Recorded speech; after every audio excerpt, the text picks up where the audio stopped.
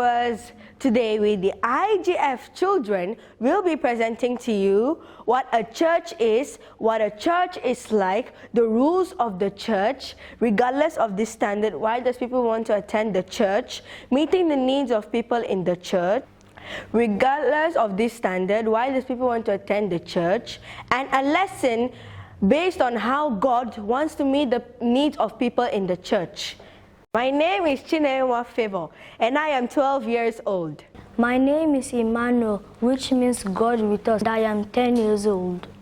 My name is Chinedu. I am 8 years old. My name is Chisom. I am 10 years old. My name is Mary Favor, and I am 10 years old. My name is Chamaka Peace, and I am 12 years old.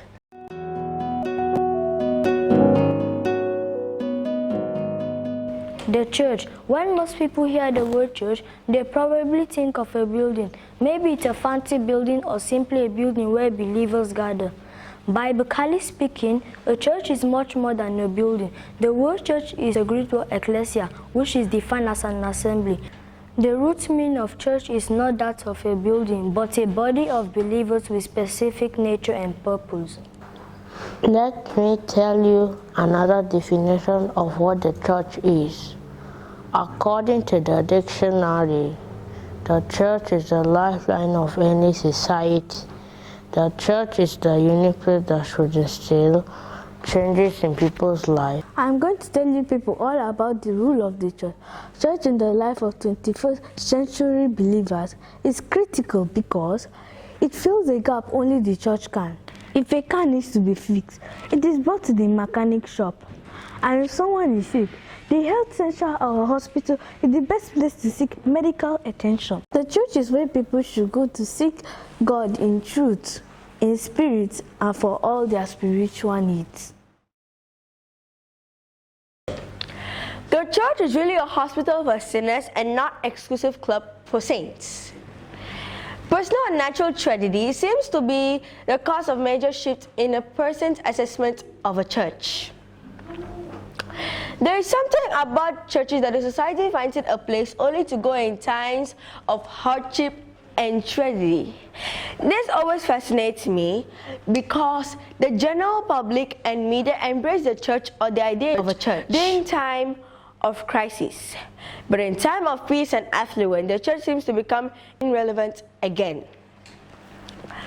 Regardless of this double standard, the church keeps people grounded by flushing out the brute of life, by providing a bedrock of faith and answers to humanity's deepest need. It is time when people flock to church in droves to seek God in truth and in spirit. What is the church like? Walmart, the largest retail store in America, has built supercenters across the rural part of the country.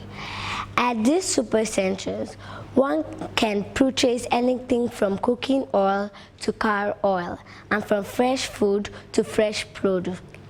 The convenience of having everything located under one roof is a multiple billion-dollar secret. This is a meaning of a convenience store.